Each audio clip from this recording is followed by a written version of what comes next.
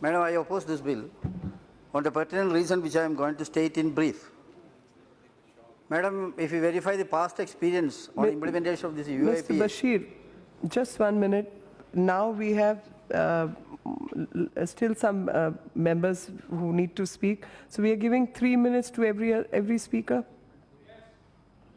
So I'm just informing everyone. So I'll ring the first bell at 3 minutes.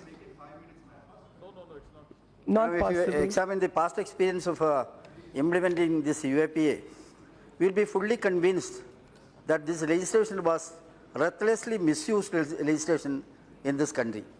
My former speakers have stated about that. A meticulous reading on this amendment also will prove that this is more dangerous than TADA, POTA and AFSPA. Madam, if this bill is passed, it will give extra arbitrary, dictatorial and fascist and draconian powers in the hands of the government, which is more dangerous. Now coming to the bill in brief, Madam, I would like to say, in addition to the powers vested with the government to designate an organization as a terrorist organization, this bill additionally empower the government to designate individual as terrorists on the same ground as specified in the Parent Act. This bill also says that if the investigation is conducted by an officer of NIA, the approval of the Director General of NIA would be required for seizure and attachment of the property.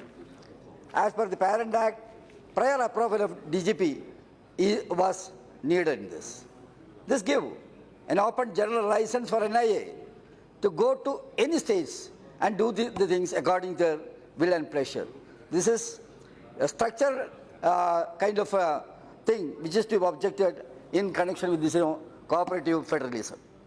This will empower the officers of NIA at the rank of inspector or above also to investigate the case, in addition to the officers at the rank of deputy superintendent or assistant commissioner or the police or above.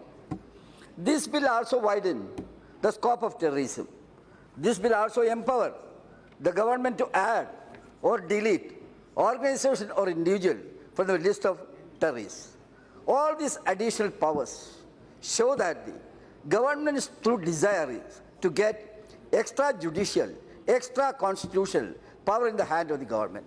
This has been discussed in detail by the former speakers. Also, considering the time, I don't want to take much of the time. I would like to say one more thing, Madam. There are certain hidden danger in this. Now, as per if you go through the various clauses of the Parent Act and this Amendment Act, you will know that even an ideology of your dislike, maybe government dislike, can be, as per that, any organization, any ideology can be banned on flimsy ground. Even if there is no any kind of terrorist activities done by them, that can be done. That is one thing. Even keeping a literature of your dislike, of your or the policeman's dislike, that also can be fabricated as an offense under this act. And there is another danger, Madam.